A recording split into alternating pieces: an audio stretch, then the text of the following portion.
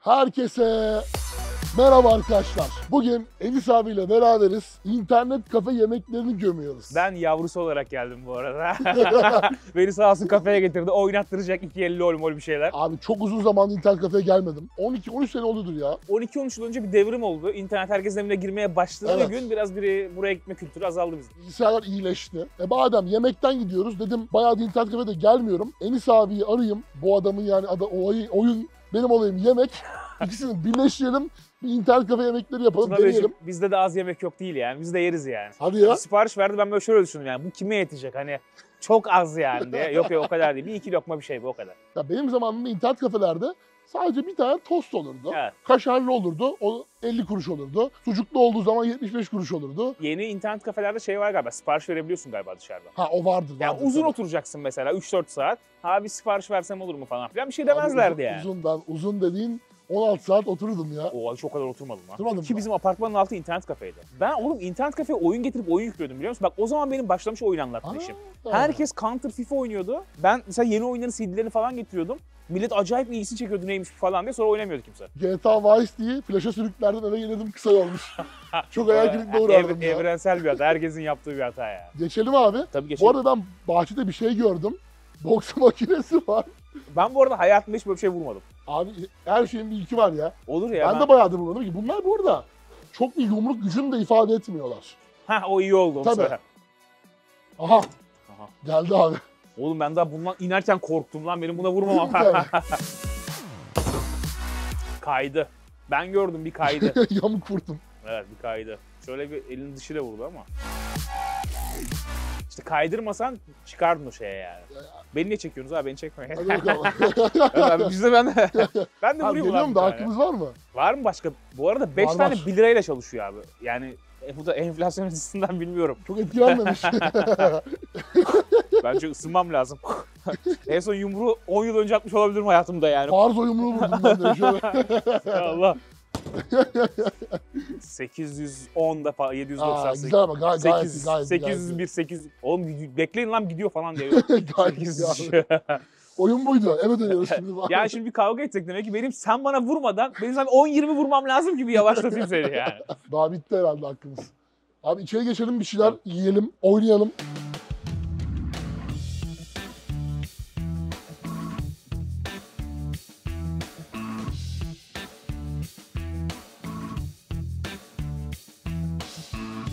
Aç mısın abi?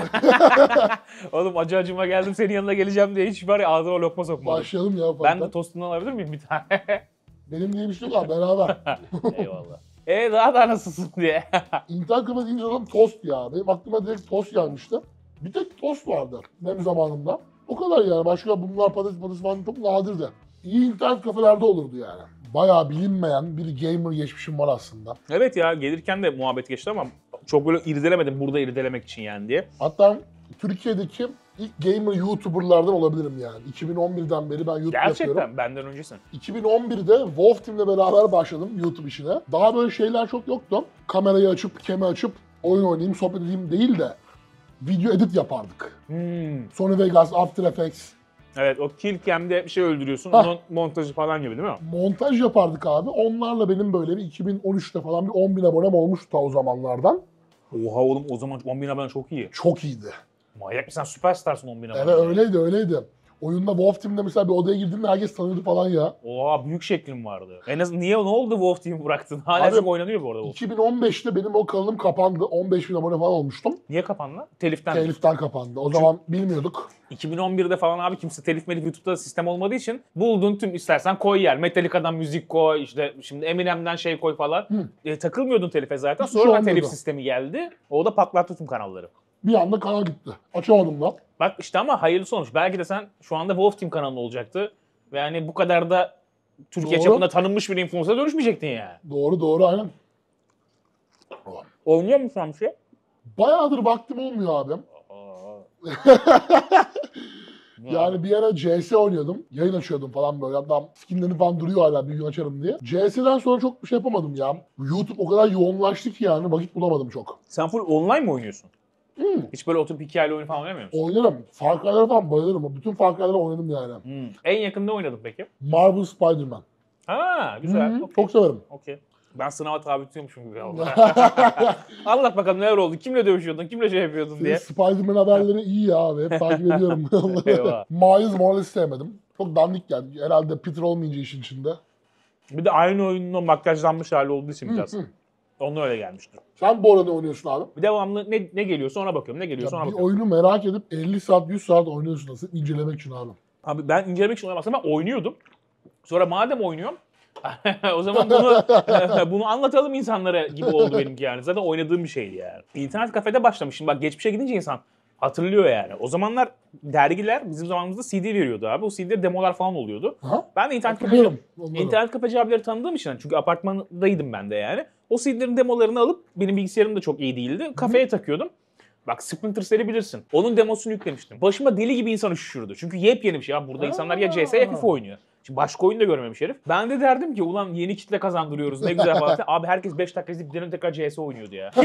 Kimse ilgisini çekemedi biliyor musun? Kimse ya. Herkes 5 dakika izleyip aa ne güzel deyip dönüp CS oynamaya devam ettiler ya. Alışkanlık ya abi. Abi alışkanlık çok acayip bir şey Bir ya. de bizde bence Türkiye'de rekabetçi oyun daha çok oynanıyor. Hayır, onun sosyoekonomik sebepleri de var. Bak onu da söyleyeyim. Ha olabilir. Şimdi sen neden Wolf Team oynuyorsun? Ve yıllarca neden Wolf Team oynandı? Çünkü insanlar iyi bilgisayar alamıyorlar. Doğru, İyi bilgisayar doğru. alamadığın için de oynayabileceğin en performanslı oyun oynamak istiyorsun yani. Mesela bir Battlefield 3 çıktığında benim bilgisayarım ultra aşmayı kaldırmıyordu yani. Benimki de öyleydi abi. Ya ben de hani ilk günden beri süper bilgisayar falan kullanmadım ki bir sürü saçma sapan bilgisayarda saçma sapan oyun oynamaya çalıştım. Ya bir de benim jenerasyonum abi bilgisayarı aileye kabul ettirmekle çok uğraştı ya. Sizin daha kolay olması lazım lan bize göre. Dediğim gibi ben 90 çocuğu sayılırım. Sen 2000 çocuğusun. Seninki daha kolay olması lazım. Ya ne bileyim abi SBS vardı şey sınavı, liseye geçme sınavı vardı işte benim zamanımda SBS'ydi adı. Ona hazırlanıyordum o sene. Evde bilgisayarı yasakladılar. Kaldırdılar. Babam fişini çeker atardı bilgisayarı falan böyle. Demek ki iyi bir öğrenci değildin abi. Değildim abi. Ne yapıyorsun bir yerden tutturmaya çalışmışlar ha onlar da. Şimdi ben de bir baba olarak düşünüyorum yani. Çocuk iyi bir öğrenci olmasa günde 10 saat Valorant falan oynasa böyle kanıma dokunabilir yani. Yani çek şunu bir şey falan diyebilirim yani. O yüzden büyük konuşmak istemiyorum şimdi. Eskiden çocuk gözüyle bakardım bu işlere. Yani Doğru. ya işte babalarımız niye böyle yapıyor, analarımız niye böyle yapıyor diye bakardım. Şimdi rol değişti bende anladın mı? Switch'ten düşmüş şey diye düşünüyorum. Ulan geçen işte buluşmaya gittiğimizde 15 yaşında bir arkadaş geldi böyle. Çocuk geldi. Aha. Muhabbet ediyoruz falan filan. Abi ben çok oynuyorum falan dedi. Kaç saat oynuyorsun onu dedim. Abi günde 10 saat 15 saat oynuyorum neredeyse dedi. Dedim derslerin ha dersim varsa oynamıyorum dedi. Ama izin günüm yani izin günümde çocuk sanki çalışıyormuş gibi orada. Abi yıllık iznimi aldıysam yok tatildeysem dedi 10-15 saat oynuyorum dedi. Dedim ki oğlum bak benim oğlum senin pozisyonunda olsa bir şey demem. Çünkü dersini yapıyorsan tamam mı? O zaman oynamıyorsan sıkıntı yok. Ama gene de 10 saat 15 saat Valorant oynama lan. Yani hani Valorant'ı 3 saat oyna oğlum 15 saat sonra 3 saatte başka bir şey oyna yani. Bence aynı oyunu 15 saat oynamak bana çok şey geliyor. Sıkıntılı geliyor yani. Ben de sıkıntıydım abi ya biraz. Bodybuilding'e switchlediğin dönem o dönem miydi? Kanalım kapandı. Bir yıl diye bastın mı? o Wolf Team devri bitti benim için. Bayağı oyuna küstüm yani. Çünkü ben bir emek vermiştim orada. YouTube kanalım oluşmuştu. Oyunda da iyiydim falan. Neyse. CS'ye döndüm. CS'de Wolf Team'de oynadığımın, zaman geçirdiğimin 10 katı falan fazla zaman geçirdim abi. Oo. Kafayı yedim. Böyle dedem rahmetli şu anda vefat etti ama Evet. o zamanlar şirket sahibiydi. Kredi kartını vermişti bana. Kredi kartından böyle yardırıyordum böyle. $5.000, $10.000 skin alıyordum. Buradan dedelere de bir uyarı geçmek istiyorum. Bakın dedeler. Çünkü benim de çocuğumun bir dedesi var ve dedeler çocukları çok şımartıyor. Aynen. Bak Aynen. bunun balansını kurmak çok zor yani. Çünkü sen çocuğa bir şey öğretmeye çalışıyorsun. Sonra dede oradan çıkıp çat diye kredi kartını verince yani şimdi Allah rahmet eylesin de bir şey demiyorum ama hani genel perspektiften Aynen. konuşuyorum yani. Ya benim CS saatim 2500 falan yani öyle düşün abi. Şimdi çok lan. O Ben zaman- de oyun kanalı YouTuber mıyım? Başka bir şey YouTuber Ben de tam tersi söylüyorum. Oynamayın oğlum o kadar diye.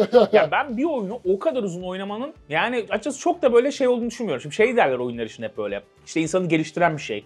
Hani hep böyle çocuk eğitimlerinde falan söylüyor ya doğru kullanılırsa insanı geliştiren bir şey falan. Öyle Evet, aslında, el göz evet. koordinasyonunu geliştirir. İşte o analitik düşünmeye geçme bunlar okey. Yabancı.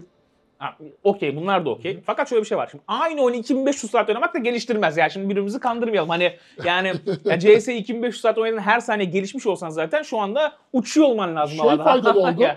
Benim İngilizcem iyi abi. İngilizce videolar falan da çekiyorum yabancı Ha, biliyorum. insan Aha, biliyorum. influencerlarla. İşte benim bu İngilizcem aslında CS'den, DC Universe Online bilir misin? Sen bilmez miyim? Çok bilinmiyor Türkiye'de. Türkiye'de çok az oynanan bir oyun. Hastasıydım. Orada benim böyle bir Amerikan arkadaş grubum vardı. Onlarla sürekli oyun oynardık böyle İngilizce Oha, konuşarak. süper faydalı. Dilim öyle gelişti mesela aslında. DC Universe Online bu arada çok enteresan oynamak. Türkiye'de ilk defa oynayan birini gördüm. Hala arada oynarım ya. Aa, bayağı bildiğiniz abi DC kahramanlarıyla MMO oynuyorsun ya. Online oynuyorsun yani. Çok keyiflidir ama bir popüler değil kesinlikle yani. Yurt Hala dışında popüler. aktif mi ya o? Vay be. Onu iyi yedik ha. Ya ben güzel doydum yani. Kesene bereket falan. Bu arada harbiden güzelmiş ya. İnternet kafede böyle yemekler. Güzel bir internet kafedeyiz. Bir el bir şey atarız ya burada. Ve oyun sevdan nasıl başlıyor yani? Nasıl oyunların bu hayattaki en zevkli şey olduğuna karar verdim bir gün. Aslında ben küçüklükten beri oynuyordum. Ya hatırlamıyorum lan. İlk oynadığım oyunu bile hatırlamıyorum biliyor musun? Sen hatırlıyor musun mesela ilk oynadığın oyunu? Belki bilirsin bir tane şey vardı. Tavşanlı bir oyun. 3 tane karakter. Jazz Jack Rabbit mi acaba ya? Parkur geçmeye çalışıyorlardı. Jazz Jack Rabbit'ti ama parkur değil de aksiyon da vardı sanki. Olabilir sanki. Evet evet. Jazz Jack Rabbit popüler bir oyundu çünkü tavşandı ana karakter. Evet, Ve evet. O dönemde de vardı Jazz Jack Rabbit oyunları. Olabilir. Gösteririm sana Jazz Jack Rabbit. Olur. Beni dershaneye bırakırlardı. Arka camdan atlayıp Hı hı. internet kafeye giderdim. İyi ki fişini çekmişsiniz zamanında o zaman. Buradan sesleniyorum. Hak ediyormuş yani fişin çekilmesin diye. Ben de yaparım canım hani öyle iyi çocuk şey yapmayayım. Çocuğum izliyorsa buraları kesersin. Büyüdüğünde keseriz bunları abi. 10 yıl sonra ben seni arayacağım da diye. O video var diye oraları keser misin diye. Okuldan kaçardım. Bu kötü örnek olmasın kimseye. Sabahın 8.30'unda internet kafenin kapısını yumruklardık. Açık gel biz geldik diye. Ya sen delirmişsin. Bir dönem delirmişsin yani böyle. Bu arada abi daha önce bir mobil oyuna taktın mı kafayı? Hiç sıfır. Harbi mi diyorsun? Telefonda oyun bile yok şu an ya. Ya bende şu an yok da bir dönem böyle Temple Run 2. Ya. 2048. Onlara ben fena sarmıştım. Beni hiç kesmiyor öyle şeyler ya. Ha. Yani hiç oyun oynuyormuşum gibi gelmiyor bana yani. Hani onun Tabii, yerine işte açar başka şeylere bakarım telefonda yani. Hani o yüzden Ha. çok girmedim o toplara hiç. Oyunlara bakalım abi neler varmış ya. Ben en çok şaşırdığımı söyleyeyim mi sana? En çok şaşırdım. Hangisi? Postal 4. Bayağı oyun varmış bu arada hakikaten ha. Evet. Sen terör müsün? Counter mısın? Antiyim ya. Aynı haritada mıyız lan? Çektik mi bunu? Çektik mi? Girdin mi kayda? Bir daha kill alamayabilirim çünkü. Oo, ha, silahla mı geliyorsun? Ha, o zaman ben de silahla gelirim. Abi one shot yaptım ya Deagle. Eski headshot'lardan kim kaldı be? Nerede kamera?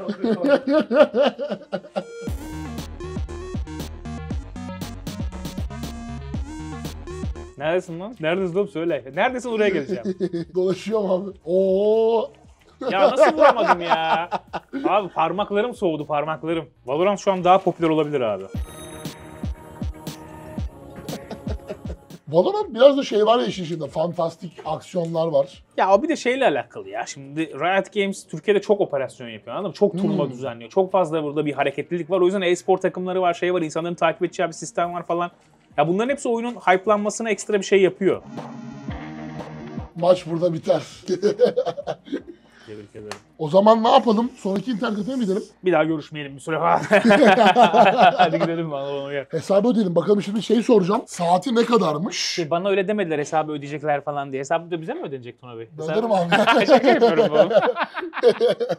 Kanka saati ne kadar şimdi buranın? Ben yeni fiyatlara hiç hakim değilim. 40 TL saati. Peki şey falan Gerçi var ben mı? çocukken 1 liraydı saati. Dolar 1,5 falandı. Kaç Gene oluyor? aynı hesaba. Aynı hesaba geliyor aşağı Daha yukarı. bile ucuz Aynen. olabilir şu an. İyi bilgisayara göre fiyat artıyor mu? Tabii. Tabii. Donanım ekipman. Yo ben beğendim ya gayet güzeldi abi. Ne kadar şimdi bizim borcumuz ne kadar? Burası benden. Benim mahalleme geldi. Burası Saçmalama. ben. Bir sonraki senden. Yok. Bir sonraki senden. Ay burası benden. Benim mahalleme geldin oğlum. Beni konuk alıyorsun. 400 yeterli olur.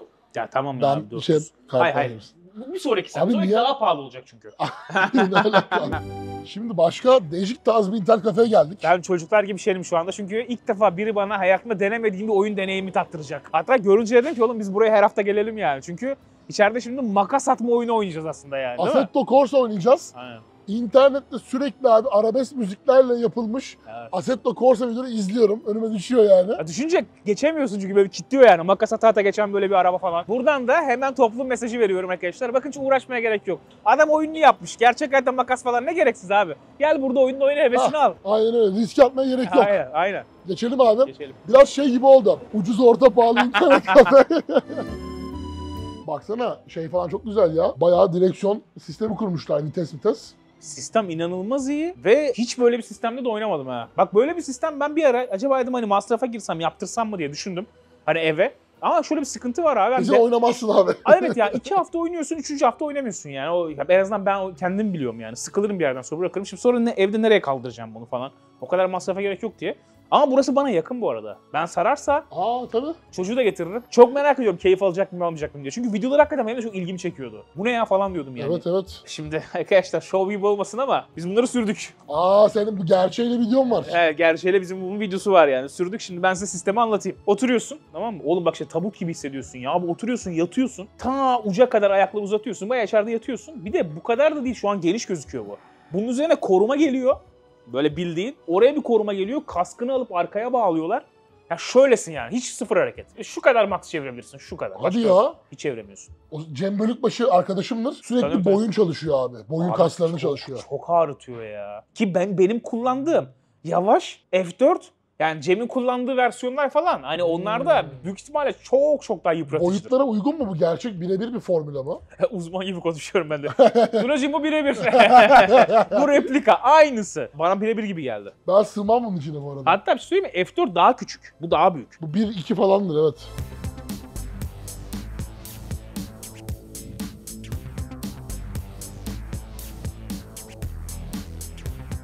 Önüne geliyorum abi. Ah. Gördüm seni. Vay, Gel, senin gel. araba iyiymiş ha. Rengi mengi de güzel. Beni takip et. Geliyorum abi. Senin araba ne? Neydi? E39. Oo M5 mi? Ha. Otobandan hiç çıkmayacağım, onu söyleyeyim. Aa! Eyvah. Abi çok aralardan geçiyorum. Lan beni sen mahvettin. Şu an 5. vites 270 ile gidiyorum. Dur 6'ya atayım. Sıfırlama neydi?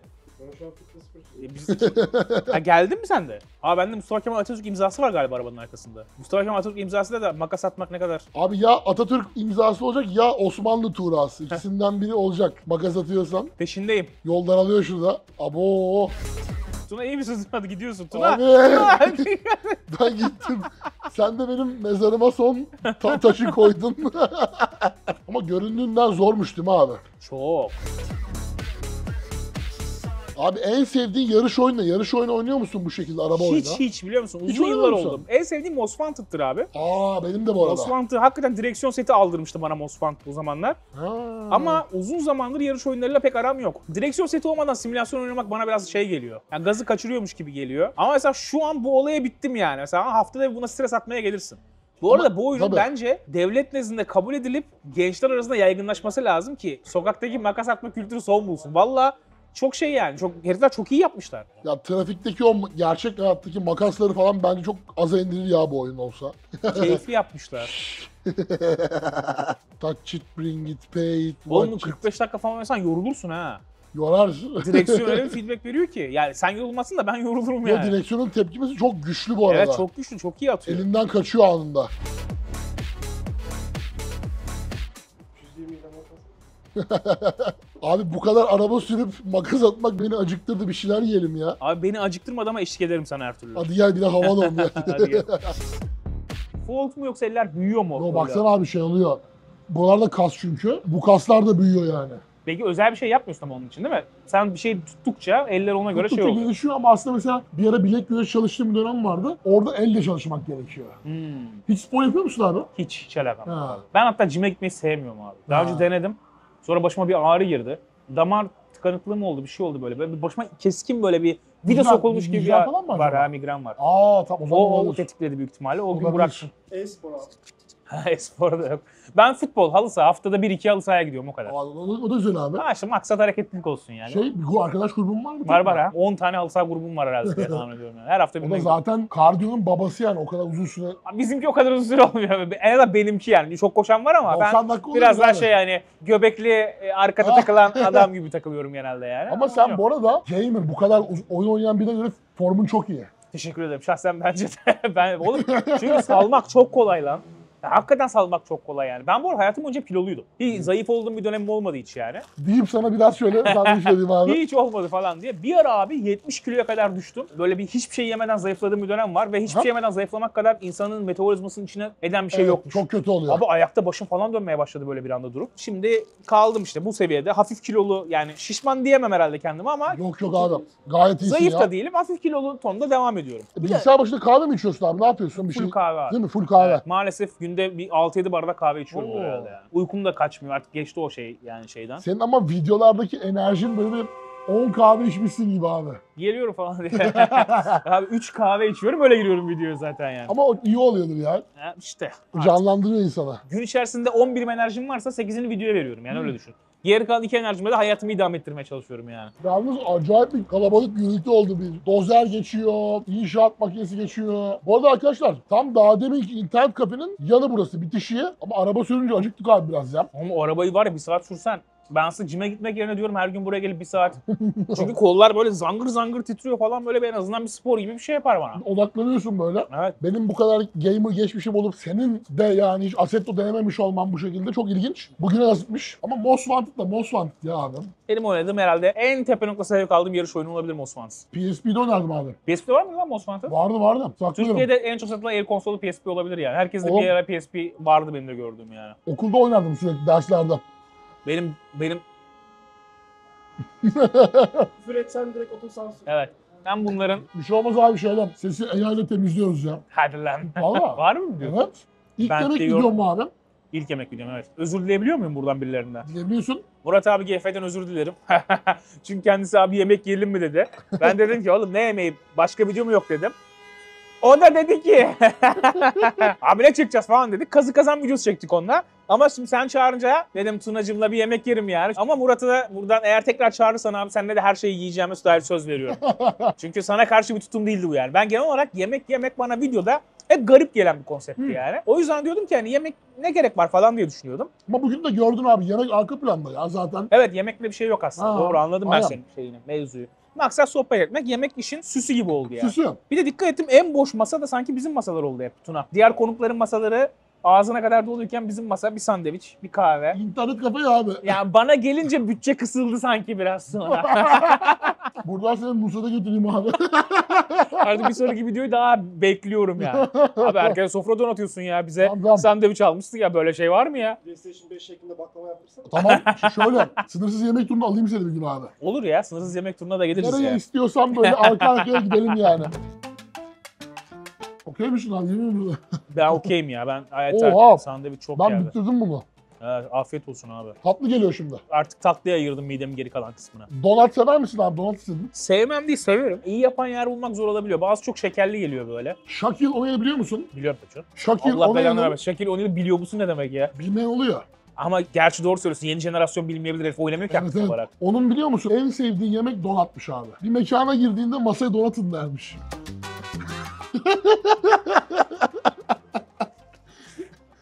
Anladın değil mi abi? Donatın dermiş. Aa evet, anladım. Yalnız şekil duruyor tatları abi. Evet. Bu ev tatlısı. Ev tatlısı. Aa, Vay. süper. Sen istiyor musun bundan abi? Bakarım tadına ya. Bundan da böleyim sana abi şöyle. Aldım şunu. Al abi bak. Alamadım. Çok iyi. İstersen daha da veririm. Şuradan bir parça Bravo. daha aldım. Geçen nereye gittim? San Sebastian Cheesecake var ya. Evet. O cheesecake'in ilk yapıldığı yer. Yani meşhur olduğu yerde yedim. İspanya. Bas bölgesi. Evet, Bas bölgesi. Aynen. Bilbao'nun yanı. Sordum orada, dedim burada neresi hani orijinal San Sebastian Cheesecake yapan yer? Hı? Dediler biz San Sebastian Cheesecake demiyoruz yalnız. Cheesecake diyoruz. Ya dedim şimdi o mu yani? Hani bunu mu tartışalım şimdi burada yani? Anladın ne demek istediğimi. Güzeldi bu kadar.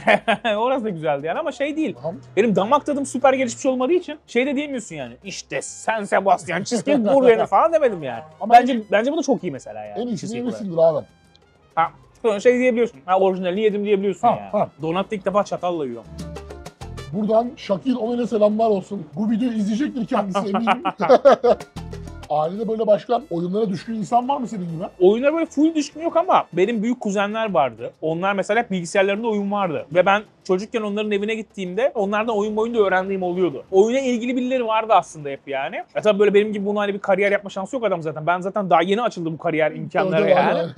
Ama şey onlardan bayağı oyun baktım olmuştu. Oyunların CD'lerini ödünç alıyordum. Gidiyordum evde oynuyordum falan. Sen tabii oynamaya başladığında Half-Life'lar falan yeni çıkıyordu daha. Tabii. Şeyi göstereceğim. Bu tavşanlı oyunu oyun mu? Aa bakayım. Ama bence başkadır senin dediğin ya. Yemin ederim bu oyun abi. Bu mu? Bu. Doğruymuş. Bu Jazz oyun. Jack Rabbit tamam. Jazz Jack Rabbit. Bak anne hatırlıyor musun bu oyunu? Sen bana açardın. Aa evet. Evet. Bu benim de oynadığım ilk bilgisayar oyunlarından biriydi. 3 yaşında falan mıydım? Öyle bir şeydim. 3-4 yaşındaydım ya. Olabilir yani. Ben de zaten o dönemlerde oynuyordum. O dönemlerden önce gerçi. Birkaç sene önce yani. Senin... Sabahtan akşama oynardım. Bayağı aksiyonlu da bir oyun yani. Tabii canım. Çok aksiyon oynuyor. Biz bunu arkadaşla beraber oynuyorduk. 2 kişi oynayabiliyordun. Oynuyor, evet. Aynı bilgisayar üzerinden. Oğlum bizim zamanımızda şey olayı vardı. Aynı bilgisayar üzerinden oyun oynama yaygın bir şeydi. Biri ok tuşlarından oynardı. Ha, evet. Öbürü WASD'den çok iyi ya. Oynar mıydın abi? Worms. Tabii canım. Of deli gibi oynardı. Çok severim ya. Oğlum sen de yaşıt mıyız lan? Sen niye benim oynadığım oyunları oynuyorsun?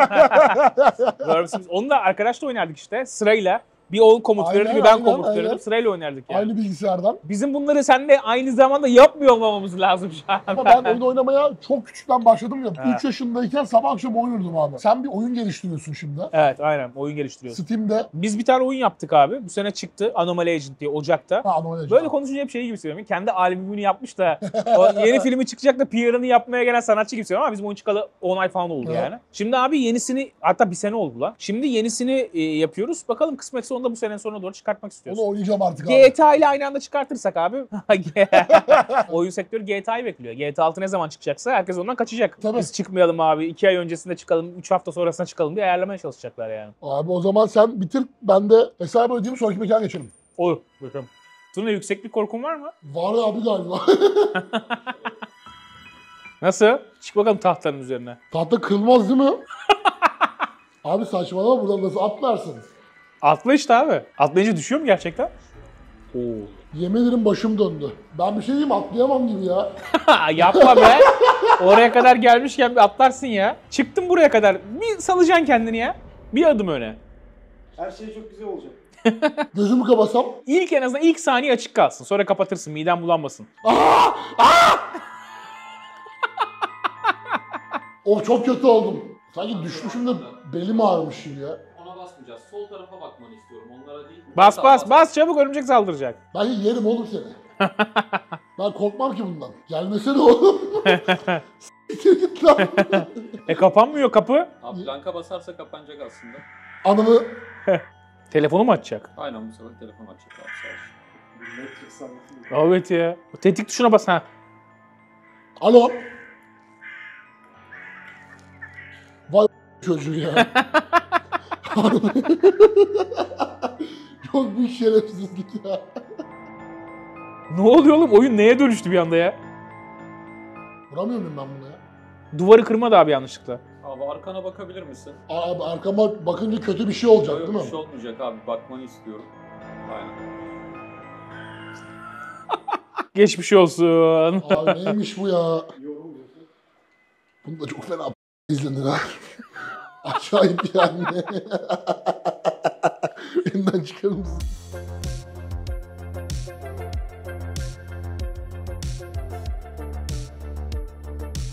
Bilgisayar oynadık. VR oynadık. Sırt sırta mücadele. Biraz da konsol oynayalım. Tekken mi oynayacağız? Bak senin esprini bir tane daha yapayım. Tekken oynamıyoruz ki ama. Yanlışıyla oynuyoruz ha. Esprimin içine sıçtı. Zaten çok kötü bir espriydi. Bir de senin bu iyice devam ettirmen. Hep bu donattan sonra oldu bunlar. Ne yiyeceğiz? Abi bakalım, sipariş verecektik de yemek. Bu arada menü güzel. Bayağı böyle bir menü var yani. Abi benim artık midemde hiçbir yer kalmadı ama ben çift kaşarlı tostu yiyebilirim. Tamam, ben de patso alayım. Sucuk ekmek, sucuk olsun. İçecek. Ben bir de şişe kola alabilirim ya. Soğuk Nescafe alayım. Ice tea içersem sponsor sanacaklar. Yok 5. ice tea'in oluyor. Gibi. Senin kol bağlı Sana mı? bu kadar yakın olmam seni rahatsız ediyor mu? Şöyle şu koluna şuradan baskı yapmaya çalışıyorum çünkü. Öyle mi? Evet. Ha, buradan baskı altına alacağım. Şöyle. Tekken biliyor musun bu arada? En son Tekken 5 oynadım. PlayStation 2'de. Devil Jin vardı kanatlı olan. Japonya'da fuara gitmiştim. Orada Tekken oynayabilirsiniz dediler. Tamam dedim. Ama siz iki kişiydiniz. Hatta oğlum sıyrıldık artık o espriden. Kabinde biri var onun yanında oynayabilirsin dediler. İçeri bir girdim Japon. Japon bir eleman streamermış da Tekken oynuyordu tek başına. Vay. Dedim ki ulan bu şimdi beni yani doğuştan Tekken bu çocuk zaten yani. Aha. Tarumar eder dedim. Ulan çocuk o kadar kötü oynuyordu ki. Aa. Ben Tekken 3 bilgimle çocuğu dövebildim yani. Dedim ama sen içeride ne yapıyorsun oğlum? Ya benden önce oradaydı çünkü çocuk yani. Ama ben Devil Jin benimki abi bu. şahen seçip yaradana sığınmak istiyorum uygunsa sana da. Olur abi. Ben seninle bu kadar yan yana olmayı psikolojik olarak kaldıramayacağım galiba. Ebot olarak şu anda sıkışmış hissediyorum kendimi. Kardeşim bu ne ya adam nasıl bu kadar hızlı vurabiliyorsun da ben o kadar yavaş vurabiliyorum anlamadım. Abi ne yapıyorsun? Sen öyle oynuyorsan ben de böyle oynuyorum o zaman ya. İlk vuran kazanır gibi oldu. Gel. Dünyanın en saçma oynayışı değil mi? Ha bunu hatırlıyorum işte ben. Oha! Yuvaranga bu tekme olayı çok hoşuma gidiyordu benim yani. En sevdiğin böyle dövüş oyunu ne abi? Abi hepsi bir dönem şeydi, favorim olan vardı. Ama ben genelde Street Fighter 2 çok iyi hatırlıyorum. Mortal Kombat. Dönem dönem bazı Mortal Kombat oyunlarını çok sevdim. Mesela Injustice falan da çok keyif alarak oynamıştım.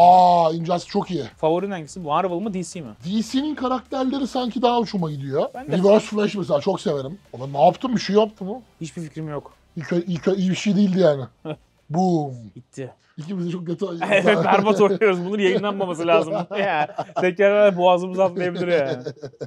Oğlum senin bu kadar boyla bu kadar kas yapmak çok zor değil mi ya? Zor abi. Kısa tabii. adamda daha hızlı oluyor. Tabii, Hacim tabii, derecesi aynen, de, aynen. Uzun adamda şey yok. Yemeğimiz geldi. Bu sucuk ekmek patso. Evet üzerinde patso var. Uzun zamandır bu kadar çok yediğimi hatırlamıyorum. Ya şu an ne yedim değil mi? Öğle yemeğini mi yiyoruz şu anda? Kahvaltıda mıyız hala? Akşama mı geçtik? Peki hayatında daha çok yediğin bir gün var mı ya abi? Var tabii canım. Ha var mı? Var tabii. Doğan abi şey diyor, hayatta en çok yediğim gün bugündü diyor. Ha Ama olabilir. o sınırsız yemek gibi turu gibi bir şey. Doğru. Valla herkese zaten öyle be. Sınırsız. Tuna'nın kanalına bakıyorsun abi. Sınırlı bir ben varım şu anda ya. Yani tostun ötesine geçemedik be. Bütçeler düştü abi. Aralık bitti. Zor evet. Gelirlerde düşüş var galiba. Evet. Bugün ama bayağı bir her türlü internet kafe yemeğini gömdük ya. İlk gittiğimiz yerde çocuk hani ikram edeyim falan dedi de dedim hani gerek yok hani şey yapma falan. Bir sürü de şey 400 lira dedi mesela. Ha. O oyunla falan da birlikte.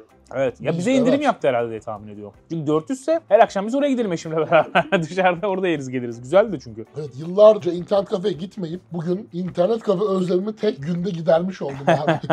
Bir süre daha gitmezsin artık. Bir 5 yıl daha gitmezsin herhalde. Bayağı bitmem herhalde ya. Ben PlayStation kafeye gene işte 17-20 arası bir dönem çok gittim. Hatta o zaman Kadıköy'de PES tabii. Herkes PES oynuyordu yani. FIFA falan daha FIFA'nın esamesi yoktu ortada. Kadıköy'de yerel PES turnuvaları oluyordu hatta. Ayıp söylemesi iyiydim o dönemde. PES falan. Bizim arkadaş falan böyle hani antrenman yapıyorduk. Yani benimle antrenman yapıyor turnuvaya katılmak için. Sonra turnuvaya katıldı o antrenmandan sonra mesela. Çeyrek finale falan çıkmıştı. O PES'in turnuvasında falan. 32 kişinin katıldığı bir turnuvada falan. Dedim ulan benimle antrenman yaptın ki ben onu yeniyordum da. Demek ki ben katılsam ben de bir finale falan giderdim belki yani. Olabilir abi. Abi PES bayağı oynuyordum. Sonra şeyden sonra benim iş bitti. FIFA Ultimate Team çıktı ya. Ultimate Team'in çıktığı an herkes benden 10 kat fazla oynamaya başladı. Ayda haftada 1-2 maç atıyorum. Tamam. Adam Ultimate Team'de mesela her gün 3 saat, 5 saat, 6 saat oynuyor. Adapte olamaya başladım ben de. Dedim ki ben futbol oynayana iyi değilim. Sen ne zaman evlenmiştin abi? Ne zaman oldu? Buraları kısaltırsın. Öyle düşünmeyi kesersin. Güzel, Abi güzel. ne yok lan şey yok. Herhalde 7-8 yıl oldu galiba ya. Mesela evlilik hani bu olmadı, oyun hiç hayatını olmadı. etkiledi mi hiç? Normalde kadınlar çünkü... Yok hiç etkilemedi. Enis abinin şöyle bir lüksü var. Çalışıyorum diyebiliyor. Doğru. Aynen. Aynen öyle. Çünkü benim bu işimdi yani. O yüzden ben iş yapıyorum kısmeti altında. Ama Şebnem ablamı görüyorum videolarda hep ya. Onunla da yapıyorsunuz bir şeyler. Aradım de yapıyoruz onu da. Ha, Bazen görüyorum. konuk ettiğim oluyor, şey yaptığım oluyor. Yok zaten o anlayışlı olmasa Yok tamam. olacak iş değil yani. Onun hiç öyle bir şey olmadı. Bir kere bile şey demedi yani. Bırak artık şunu da. Şunu bir şey yapalım demedi, hiç demedi yani. Ben de hani ayı gibi şey yapmadım yani. Hani atıyorum çocuk ağlıyor, bir şey oluyor. Kriz var evde falan, evde yangın çıktı falan. Ben iş yapıyorum hani. Ben de öyle bir insan değilim yani. Oğlum çok doydum lan. Ama- Soyu nasıl bitirdi ya? Buradan Ankara'ya döneceğim arabayla. Bir uyurum. Bundan sonra var ya. Oğlum ben daha eve gideceğim, işim gücüm var. Tostu bitirdin abi yine. 3. mekanda. Evet ya seviyorum ben tostu ya. Tosta karşı büyük bir sevdam var. Ben şu an kadrajda yok olmuş olabilirim bu arada. Ya biraz da şöyle kayarsam yokum. Şu an bir yokum ya. Ses olarak varım burada. Ama iyi oldu abi. Ben de bayağı mesela internet kafeye dediğim gibi 10-15 çok sene oldu gitmeyeli yani. Seninle aynı yani benzer. Sağ ol abi geldiğin için. Ne demek ben teşekkür ederim çağırdığın Çok çok keyif aldım. Zaten şunu bak söyleyebilirim. Videolarını sonuna kadar izlediğim çok nadir adam vardı. Bak, toplasan 3 kişi için. yoktur. Hepsine de her gelen konu da aynısını söylüyor. Ya Abi dedim sen- hiç. Dedim mi? Demedim. Bak bir Doğan abinin arabaları iyiyse videoları sonuna kadar izlerim. Ya, ne hikmetse Doğan'da geçen hafta konuktu falan diye. Her çağırdığın konu. Yok yok ama onlar da araba iyiyse sonuna kadar izliyorum. Ben mutlu oldum beni çağırdığın için. Benim için de keyifti. Değişik bir deneyimdi. Bu kadar çok yiyip üzerine oyun oynamak falan aslında güzel. Yani keşke tüm videolar böyle çeksek yani. Akar yani bu şekilde. Siz de arkadaşlar bu videoyu beğendiyseniz ikimizin kanallarına abone olmayı unutmayınız. Enis abiye de abone olun. Bana da abone olun. Destekleriniz çok Kasmayın oğlum önemli. gerek yok. Yani Tuna'ya olun da yani bana çok gerek yok ya. Olmalı arkadaşlar. Kendinize iyi bakın. Bir sonraki videoda görüşmek üzere.